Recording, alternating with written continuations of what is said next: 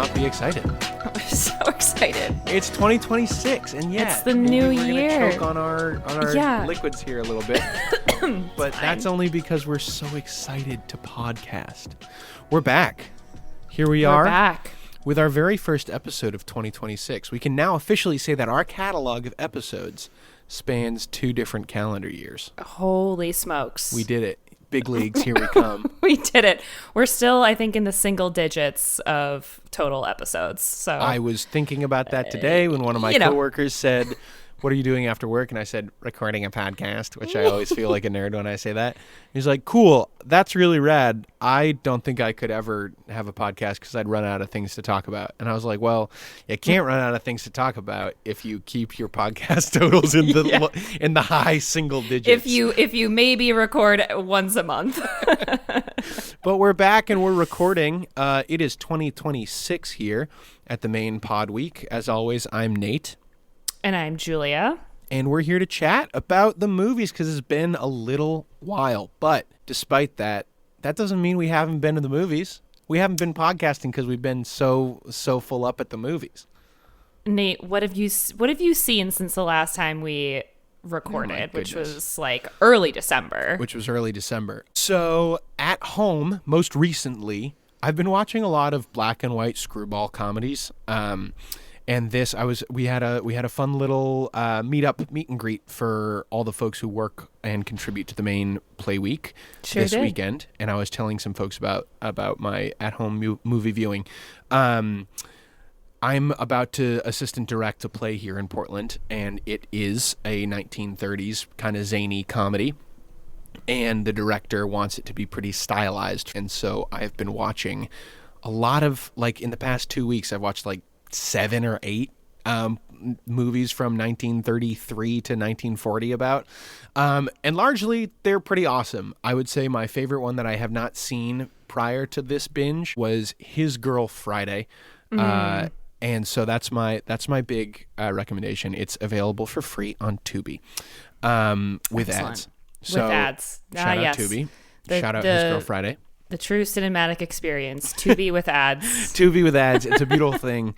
You get like 8 ad breaks over the course of the movie. Perfect. So lovely. So good. Just what the director intended. Movies with significantly fewer ad breaks that I have seen lately. My most recent theater experience was a couple weekends ago. I went and saw the latest addition into James Cameron's cinematic masterpiece fantasy world, Avatar 3: Fire and Ash.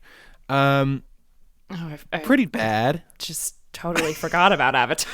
Yeah, not me. Did I completely forget the plot of the second movie before seeing the third movie? Yes, I did, because it's nonsense. It's beautiful, incredibly produced nonsense. And I genuinely, truly, like, could barely name anything that happened in the second movie. When Jermaine Clement showed up on screen in the third one, I was like, oh, that's right. This guy's in this now because he's in the second one.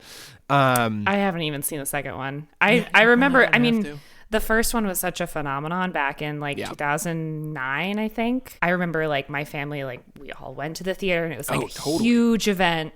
And I think for my mom especially, it has like really like stuck with her. I think as like maybe one of the first like theatrical experiences that like she kind of took the whole family to. Cool. And so she actually went to see it by herself. Hell yeah, go off. Because my dad is like not interested in basically any kind of movie, which I'm like, I don't understand that. But that's a bummer. Yeah, very odd. Shout out to the solo movie experience. I went because I was like, I know I'm not going to sit at home and watch this. Yeah. If I'm going to watch this movie, it's going to be in the first two. Yeah. It's going to be Might as well. And so where did you see it?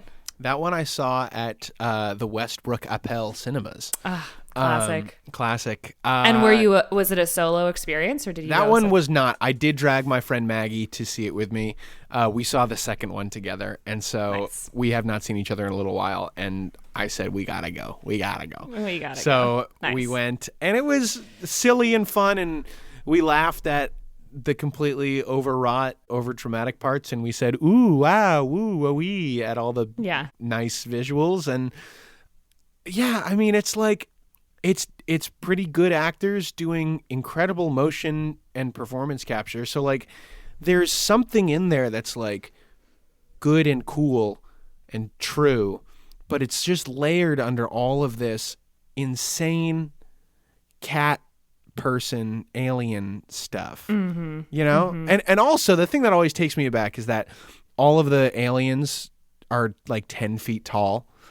And you just kind of forget that when they're all walking around just being aliens. Right. But when they're next to the human, it's like, it's so funny. Every time I'm like, oh, right. Oh, yeah. Right. I feel like I would expect them to be the same size as a human or like 50 feet tall. Yeah. I feel like in the middle of that range, kind of creeps me out. It's sort of like uncanny weird. Valley. It's like, oh, you're just like a little bit too tall to be normal. Absolutely. It's a very bizarre thing to see. So I saw that one, and then I saw Marty Supreme the day after Christmas. Nice. Christmas Day, dream big.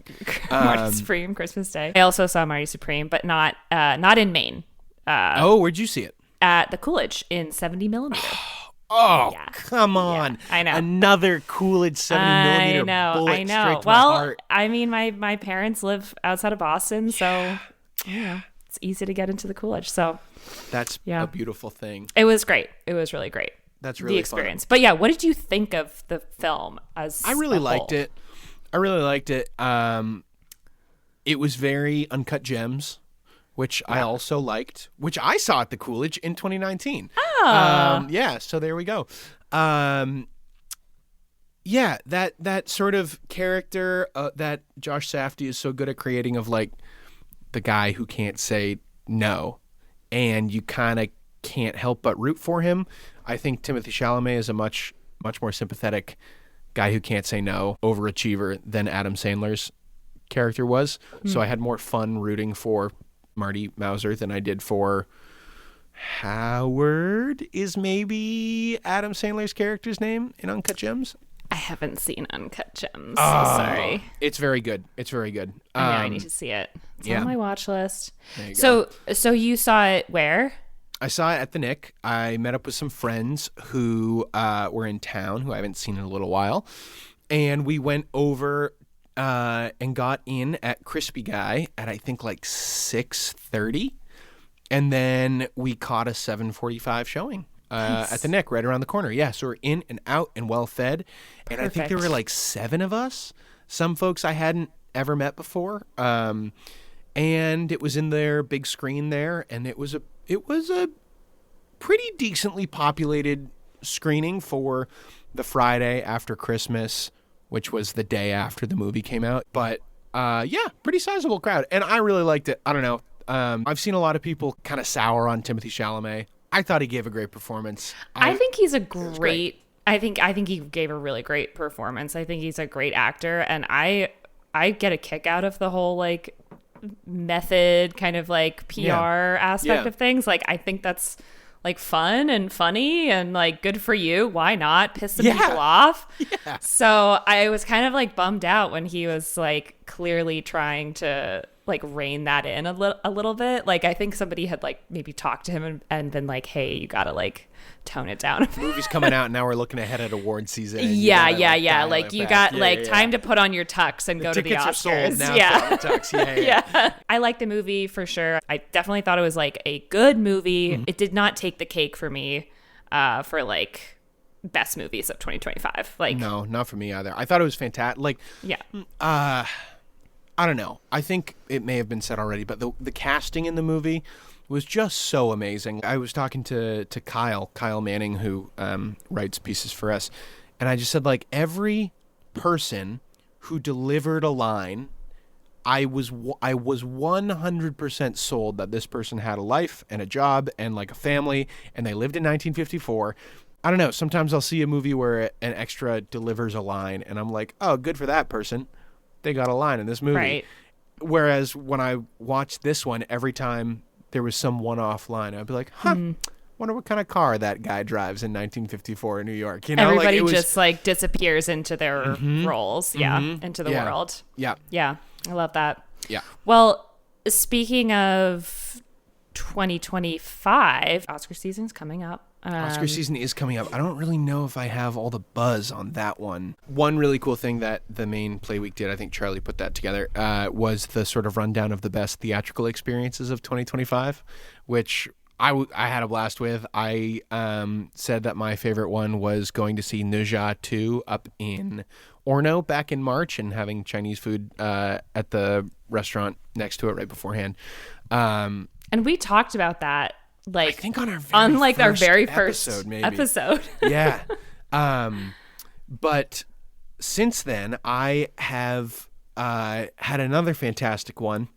My roommate and I did a double feature at the Nick back in early December now at this point. But we did I think 1:20 showing of Wake Up Dead Man.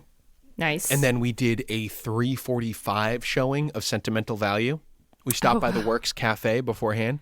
We got sandwiches, kept them in the bag for moving over to the next movie. Perfect. Started off with our popcorn and our drinks at Wake Up Dead Man, and then just bought our tickets right when we showed up for both movies. So at the end of Wake Up Dead Man, we just cycled right over to Sentimental Value, broke out our sandwiches, and watched the movie there.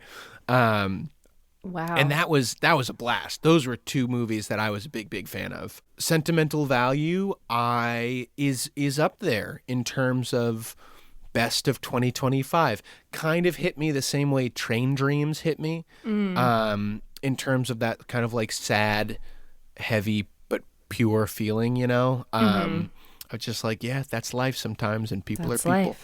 Life. Double features can be hard to put together in terms of logistics and having an entire day free, but I really cannot recommend hitting a little double feature. Yeah. If you can at the movies. What about you? Have you been in the movies lately? What have you been seeing? Okay, so my most recent movie that I saw, I went up to the Strand in Rockland, which is just an hour or so away from my house outside of Bath. So it's like, you know, it's a drive, but it's like, you know, worth it. And because I saw that they were showing Sinners. Oh, cool. And I had not seen Sinners when it first came out last, I believe, like February. Yeah, it was March, this past maybe? like spring-ish. Yeah. Yeah. So I never saw it because I'm a scaredy cat and I didn't want to see it. And then I regretted not seeing it because it was getting all this buzz and getting all this attention. And I was like, I should have just put my big girl pants on and saw this horror film. And so when I saw that they were bringing it back, I was like, thank you. So I went by myself, which was brave of me. That's very brave of you. Yeah. Very brave. I got a seltzer and I got popcorn. And during the first scene, I wasn't like completely sort of like settled, and I hadn't like fully like sort of emotionally prepared myself. And so I was like opening up my can of seltzer, and like the first kind of like jump scare, or like there's like little montage in the beginning. It's very exactly. very scary. Yes, exactly. And I like totally jumped and like spilled my seltzer. It got all over me, and I was like, off to a great start, Julie. Here we go. And I felt like that level of adrenaline and like anxiety kind of just like kept at a nice level the entire film. I had a great time. Okay, good. I was gonna say positive experience overall. Absolutely beautiful, like absolutely stunning. Much like One Battle After Another, I felt like it was like a truly like an American film. You know, just like telling an American story, and I was like, hell yeah. Yeah. Also, the Strand, they were selling old T-shirts for like $2 each. What? I know. So of course they didn't have a lot of sizes available, but they had one medium left. So I grabbed the medium, and then I grabbed a double XL for like a sleep shirt or something. Nice. But yeah, if I don't know if they're still available or if they are still available by the time this comes out. But if you want a double or triple XL like Rockland strand with their like cool branding, they've got like these illustrations of these little like bird people who are all like talking about movies. It's like a really cool illustration. Yeah, that sounds awesome. What the heck? Well, do you want this double XL that I got? Maybe. Anyway, yeah, stop by the Strand and pick up a t-shirt for $2. Great deal. Super cool. $2, can't go wrong with that. Yeah, nice. Love it. Nice. I saw Sinners on a date this spring. I think we may have chatted about it. Yes. We didn't book seats, and we sat in the very, very, very first row. And we were a little bit late coming in, and so that spooky montage was like happening as we walked in. And I'm not a scary movie guy either. I would never have gone to see the movie alone. So kudos to you. But we walked in and I was like, am I going to be okay in this movie? Is this going to be all right? Yeah. And then the rest of the movie was not as scary. It was a little more action-y kind of. Yes. Yeah, it was manageable for sure. Absolutely. For sure. It wasn't as scary as another vampire movie, Nosferatu. It was not as scary as that one Nosferatu. scared the piss out of me, dude. Yeah. That one was really I couldn't, scary. my poor nerves couldn't handle that movie. Holy moly. Ugh. Well, anyway, okay, yeah. I've also seen other non-scary movies. Great. Such as I saw The Secret Agent at the PMA a couple weeks ago. It has gotten a lot of buzz, a lot of awards buzz. The actor, I'm forgetting his name, Wagner Moura, I think. Forgive me if I pronounce that wrong. Yep. He won Best Actor at the Golden Globes. Cool. So, yeah, this film has gotten a lot of buzz, and I was absolutely bored to tears. I could not handle it. I forgot that it was 2 hours and 40 minutes. I did just see that as I was sneakily Googling it. And that made a difference. I feel like I generally agree with like the consensus of people, especially when it comes to like art house, indie kind of awards, like Oscar bait kind of films. This one just totally not doing it for you, huh? It did not do it for me. But one interesting thing that happened, the theater was actually pretty full. It's actually a pretty good turnout. At the PMA, there's this guy who was sitting in front of us, and he was on Google Translate because it's in Spanish. Right. So I think he was like, doing Google Translate to sort of hear brush up. Yeah, exactly. Like, and he did it like a couple times, and I was like, oh, okay, like that's annoying. At least he has like dark mode. But I was like, okay, like if he keeps doing that, like I might just like say something. Obviously, sort of like hyping myself up and like sweating about it. Scary. Yeah. It's so scary. But then actually a woman in the same row as him, so in the row ahead of us, like actually came over and actually tapped him on the shoulder and said, like, could you please put away your phone? It was totally fine. He was like, oh, so sorry. Put away his phone. Totally fine for the rest of the film. But it was just like, it gave me hope. I was like, oh, wow, there are other people. It's not just me who, feels this way. Like there are other people who are actually willing to like enter a kind of potentially awkward social scenario to like preserve their viewing experience in the theater. So I was like, okay, like so that was like the only, I don't know, positive thing about that. No, I'm so sorry. I'm sure it's great. I don't know. It just didn't connect with me. It didn't do it for you. That's all right. Just didn't do it for me. There were people in the back of Avatar just talking like there's nobody else in the movie. Mm-hmm. And it was far back enough where like I couldn't really hear what they were saying, but I could hear for like most of the time. And I kind of leaned over to my friend Maggie. I was like, do you hear them? And she was like, oh, yeah, I guess I kind of do. And so I was like, she's not going to, like, it's whatever. I'll ignore it. It's blue people running around on screen. I don't really care that much. And then all of a sudden, after, like, 5-10 minutes, Maggie just like flipped around and gave him the biggest shh. And I couldn't believe it. I was like, oh my God. Maggie! They're going to come beat us up. Not only did they not come beat us up, they also reacted as though nothing had happened and continued talking. Oh, so it didn't work. But I think they left probably, I don't know, 2 hours and 45 minutes into the movie. So the last half hour of the movie was nice and quiet. Great. The last half hour is a 3-hour movie. It's a 3 hour and 15-minute long movie. Yeah. I don't know, guys. Like, make a... I don't know. Don't worry. There's 2 more of them that he's going to make. No. 2029 and 2031, ladies and gentlemen. Buckle up and get your tickets now. Oh, my gosh. It's ridiculous. It's so funny. That's so funny that your friend was like, you're annoying my friend Nate. So I'm going to... Yeah. She let him have it. I'm gonna let him have it. That's great. It was awesome. Shout out to Maggie. Shout out Maggie. She's a big moviegoer. Love it. You should have her on the pod. We should get her over here. Yeah. Her top of 2025, if I had to guess, would be Weapons. She was a big Weapons fan. Okay. Yeah. Didn't see it again because I'm a scaredy pants. I did watch it with her in her living room maybe a month ago now, something like that. Pretty good. So I also wanted to talk about my experience watching Hamnet at Flagship in Falmouth. Talk to me. So this was, I guess, like middle of December. I was like, all right, we're going to see Hamnet. You know, it's coming out. Love it. Gotta see it. And so we all met at Flagship Falmouth.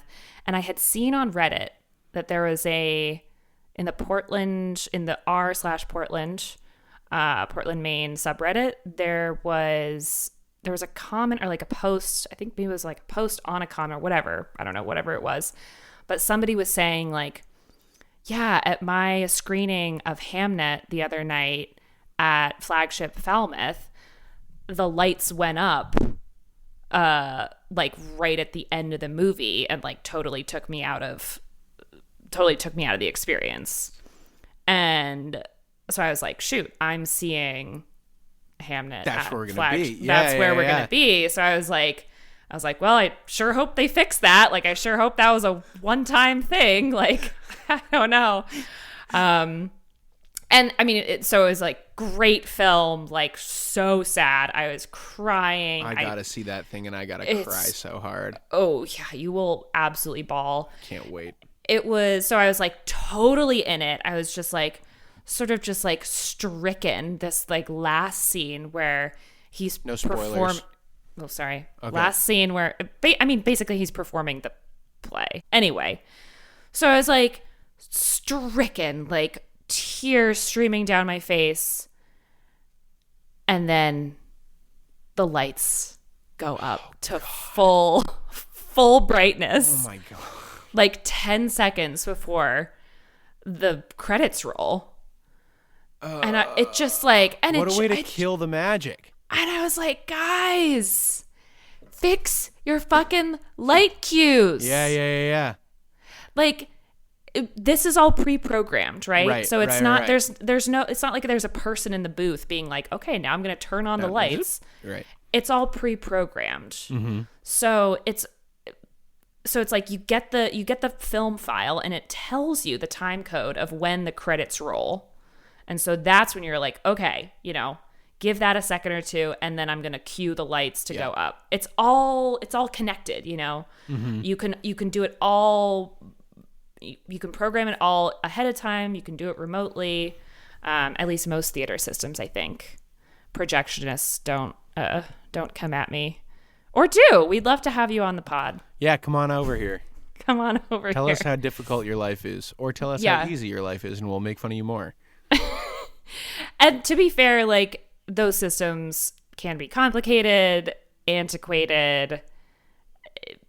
I would totally understand if it's like, okay, it's a new person and like there is some sort of cue that shifted and everything kind of like shifted 7 seconds to the left or right. It's like, okay, whatever, fine. But I'm like, I don't know. You gotta. There's so much that you can't control as an exhibitor in this industry, but your lights, your house lights, you can control that. Figure that out. Figure it out. Yeah. Figure it out. Also, this is a request for people who like going to the movies.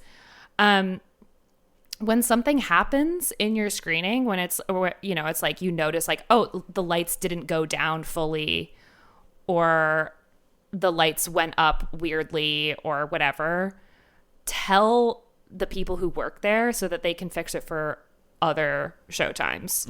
And like maybe they won't be able to fix it for the other showtimes that day, but hopefully they can get it correct for the next day. And so I tried to do that. I stayed. And I was like, stayed in the lobby. I was like waiting to see somebody who works here. They were nowhere to be seen. Yeah. They had just, who knows where they went. So, oh well. I'm sorry. Well. I'm sorry if you went to see Hamnet at the flagship Falmouth and dealt with the same issue. I'm very sorry. And consider this a warning if you haven't been there yet. They may not have fixed it. They may not have fixed it. I like the Falmouth flagship because they always play movie soundtracks in the lobby. I think that's a nice touch. That's very fun. But they do obviously have some things that they need to fix. Oh, speaking of fixing things, I have an update for you. I have two updates for you. I'll get to the second one in a second. So, a couple episodes ago, or maybe just the last episode, but a long time ago, you were talking about the Evening Star's salt conundrum. Yeah, they don't salt their popcorn. They don't salt their popcorn, and that's a hell of a thing.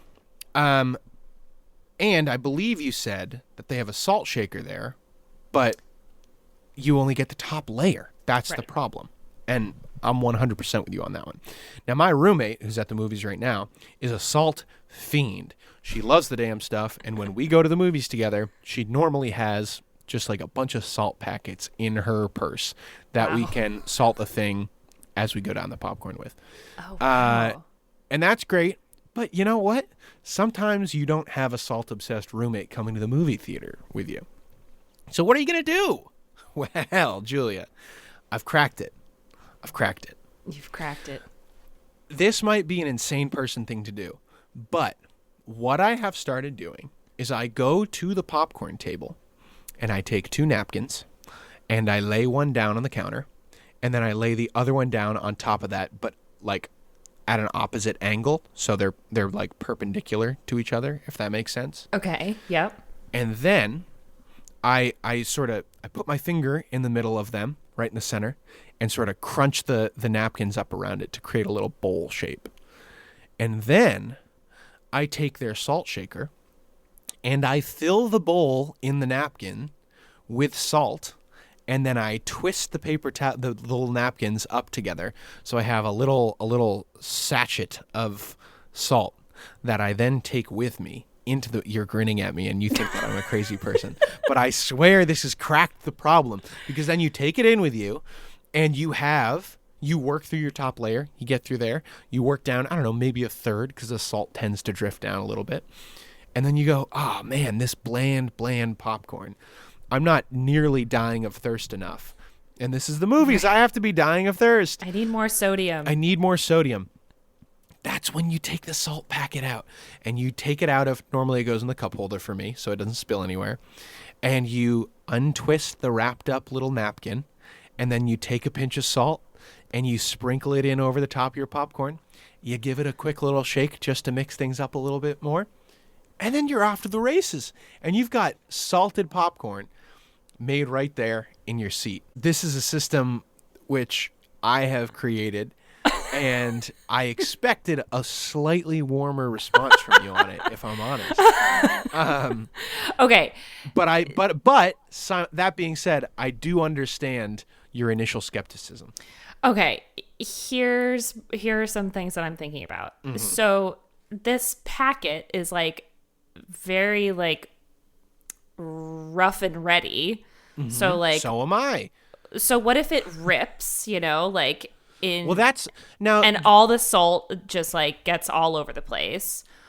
And I'm glad you brought that up. That's the genius of the 2 napkin system, is that it really reinforces the. Okay, so the 2 napkins are. It's all part of it. Indestructible. Okay, fine. Fine. It's indestructible. It's bulletproof. All right. So next thing is the cup holder thing. What if you want to use your cup holder for a cup? There's generally 2, you got one on each arm. Generally. But you are only, that's your cup holder. So what if the person next to you is using, what is a full theater? A full theater. And okay. everybody, I have to walk through this in my head. Everybody is using their cup holder. And they're mad. Okay. They say, stay away from my cup holder. Exactly. Anyway, that's just. I have tucked the salt underneath my thigh on the chair before. And the pressure from my leg keeps it from unwrapping. It also keeps it warm. And it keeps it so you don't cool down your popcorn when you sprinkle the salt on top. Oh my gosh. So it's perfect. Okay. My third thought when I was listening to you is like, okay, so you're basically just like, it's basically just like your own little sort of makeshift receptacle for salt. So like, why wouldn't you just like buy a shaker of salt that you can like a travel, it's not now like a, you're thinking, and you just like a reusable plastic, or like you take any like, okay, you go to any like spice aisle in the store, and you can get, you can obviously like, you usually get like the full like big things of salt, but you can get like little shakers of salt. Yeah. What's crazier? A man who walks into a movie theater with a full store-bought salt shaker, or a man who walks into a movie theater with a little twisted up bundle that he's just made on the spot and it's not a huge deal. That's my counter. I'll also say that the Stevenson salt system was developed as a result, it was born out of necessity. One time when my roommate had run out of salt packets and hadn't realized it, So, sometimes you're not going to have a full purse of salt packets. Sometimes you might leave your theater shaker at home and you're stranded. Got it. You got to salt those kernels some way. All right. So this is a. All I'm saying is take it out for a spin sometime. Okay. All right. Just see how it treats you. We can go to a movie. I'll walk you through the ropes. I don't want you to get into the deep end, too soon. Perpendicular napkins. Crucial. It's crucial. Just let's keep it. I'm trying to start a dialogue, Okay, great. I've got an open mind. I'm a little skeptical, but open mind, and I'm excited to try it out the next time I go to the Evening Star. Thrilling. So that is my first major update. My second major update is that I am now the proud owner of a region-free DVD player. Woohoo! Is pretty huge. Thank you, ladies and gentlemen. Yay! Thank you so much. But that means that I can watch any movie I want now. Originally got it for the Alan Partridge box set.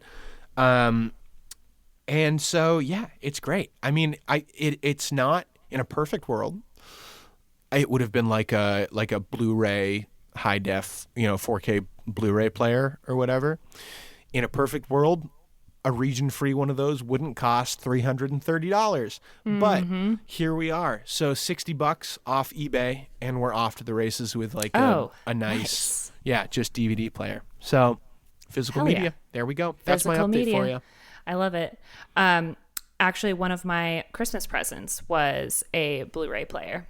Ooh, nice. So it took us a while to get it set up. It was thinking that my that my old DVD of She's the Man was like a 4K Blu-ray. So it was the TV was trying to convert that, and it was all glitchy, and it was like, no, it's truly just like 2009 Amanda Bynes or whatever. Hell yeah.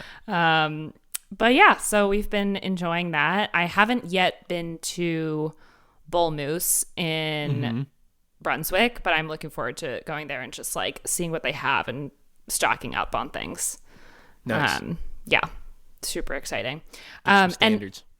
And get some yeah, exactly. Got to get 10 Things I Hate About You. Mm-hmm. Got to get just that one, really. Just got to get 10 Things I Hate About You. Yeah, so good. Such a good movie. So speaking of physical media and Blu-rays, we have a new contributor here at the Main Play Week. Yay. And so Hunter reached out and wanted to write an article about the best physical media releases in 2025. So that's like Blu-rays that were released in 2025. So they could be like restorations or like new releases that have Blu-rays. Anyway, so if you are into physical media, which I know that so many people are, it feels like, you know, the people who turns out people who like seeing movies like seeing movies. Who would have thought? So at the theater, on Blu-ray, like you're just seeing movies. Mm-hmm. So so if you're interested in that, go to themainplayweek.com and subscribe to our newsletter. And that new year, new contributors, new articles. Come check them out. Yeah. And we're probably going to do like a regular thing with that. It's probably going to be like a maybe like quarterly roundup of like, here are all the Blu-ray releases that happened. Love it. Love it. Physical media forever. A lot of exciting new stuff coming up in the new year. We're going to have the Oscar noms coming out next week, and we'll do our best to get back to everyone, and we'll give you our thoughts about them. And, you know, when The Secret Agent wins Best Picture, Julia's going to be celebrating so hard. I will eat my words, and I will I will wear my dunce cap and stand in the corner. And it'll be great. She'll look great in it. But I really think One Battle After Another is going to win. I think so. I mean, it's gotta. Yeah. Again, fantastic movie. Not one that like struck a chord emotionally with me. I got some flack. Some of my friends who listen to this podcast, thank you to you guys, hit me up after I had voiced my feelings about the movie, and they were like, "Come on, man. Come on, only okay." And I was like, "It's good. I just didn't." Anyhow, I think we might see a One Battle After Another sweep. Yeah. Right. Sorry, everyone. You're wrong. So sorry. Yeah. Sorry, guys. I just love Avatar and the world of Pandora too much. We'll all see who's laughing when Avatar 3 Fire and Ash takes home all the big ones. Yeah, we'll see. We'll can't wait. You sound so tired. Oh, but anyways, I think that is all from us this time around. As always, I am Nate. And I'm Julia. We'll be getting back to you again soon. And until then, we'll see you at the movies. We'll see you at the movies. Bye. Bye.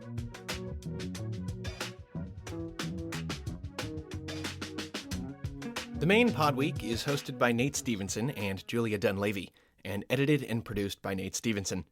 Social media video is produced by Nick Brown, and music is created by Peter Coleman. The podcast is a project of the Maine Play Week, a new media publication covering the moviegoing experience here in Maine.